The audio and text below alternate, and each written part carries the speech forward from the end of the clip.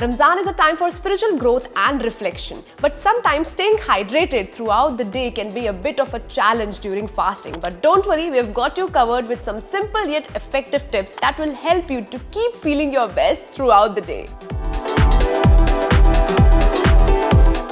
Let's start with when you can actually drink. Sehri, the pre-dawn meal, is your golden hour for hydration. Fill up on water, milk and juicy fruits like watermelon and oranges. Don't forget complex carbs and fiber-rich foods. They help retain water and keep you energized. When breaking your fast at iftar, prioritize water or hydrating drinks like coconut water or fruit-infused water. Skip sugary and caffeinated beverages, they can dehydrate you. Incorporate soups, salads and fruits with high water content into your meals.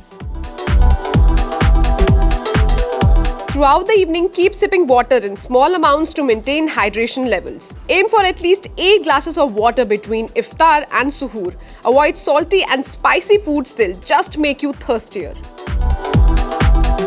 Suhoor is another important time for hydration prep. Focus on foods rich in fiber, water and electrolytes like yogurt, oats, grapes and bananas. Limit caffeinated drinks. They have a diuretic effect, meaning they can make you lose more water. Coconut water is a natural superhero when it comes to hydration. Packed with electrolytes like potassium, sodium and magnesium, it's perfect for replenishing fluids lost through sweat. Its high water content makes it an excellent pre-dawn drink to prevent dehydration.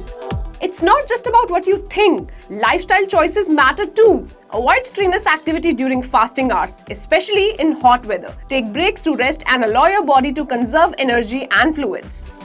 Listen to your body. Dizziness, fatigue and dark-colored urine are signs of dehydration, so stay hydrated.